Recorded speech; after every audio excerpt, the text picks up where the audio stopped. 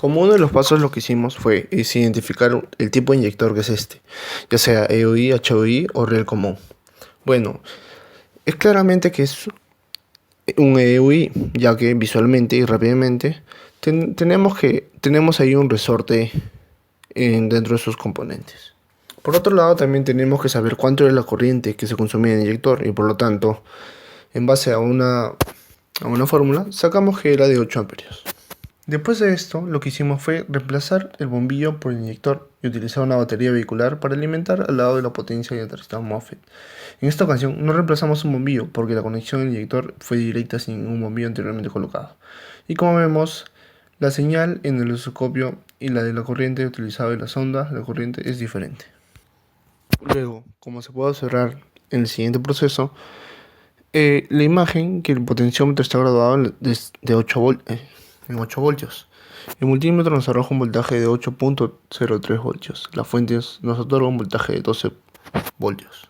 Bueno, y conectar un terminal de motorcito DC a la señal del potenciómetro y el otro terminal a la tierra, ¿qué es lo que sucede y por qué? En primer lugar, el motor funciona con un voltaje de 8 voltios, pero en este caso, este no está funcionando. Esto se debe a que el poco voltaje que sacamos del divisor de voltaje, al aumentarle la carga, esto hace que se chupe la señal y el voltaje caiga estrepitosamente. Es por eso que no funciona el motorcito. Bueno, en este primer punto tuvimos que analizar los sensores del motor y los 105 sensores de la computadora, lo cual nos pedía hallar continuidad con cada uno de ellos. El primer inyector, el pin de control era el 46 y el pin de retorno era el 12. El segundo inyector, el pin de control era el 2 y el pin de retorno el 17.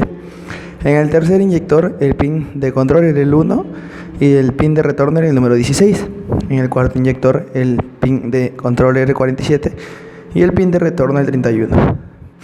Luego de eso, procedimos a medir el voltaje tanto en el osciloscopio como la pinza amplimétrica, lo cual en el osciloscopio nos iba a graficar dos señales, las cuales teníamos que observar cuál era cada una de las señales correspondientes. Luego de haber observado eso, tuvimos que hacer coincidir en el punto cero las dos gráficas y poder hallar una intersección entre ellas dos.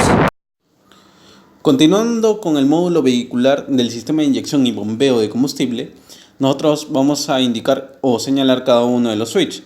En este switch permite el encendido del módulo, en el otro permite activar el relay de la bomba de combustible, regula las revoluciones, entre otros, ya señalados respectivamente en cada imagen.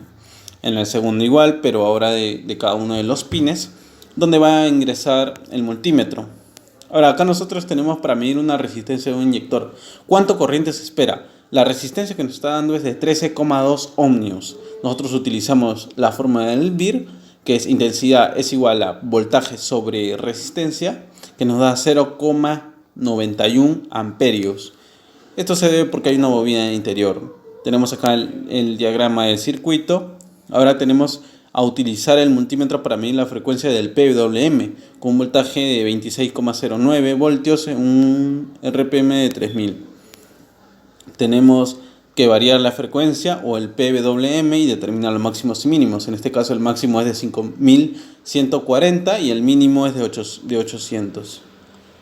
Tenemos que variar y calcular el duty, que en el máximo es de 13,2% y en el mínimo 2,4%. Tenemos el otro diagrama que controla el bombeo de combustible.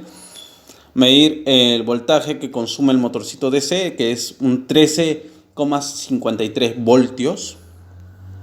Aumentado porque dentro hay una bobina y la de la fuente al módulo nos llega a 12 voltios. Explicar cómo medir la corriente que consume el motorcito DC. Se coloca un multímetro en estas dos entradas y podemos ver en estas dos entradas y ponemos en contacto abierto. Esto nos permite que la bobina esté enseriada con los pines de la bomba, lo cual nos permite encerrar el circuito y a la vez se activará una bomba. Nuestro valor es de 4,48 amperios. Seguimos.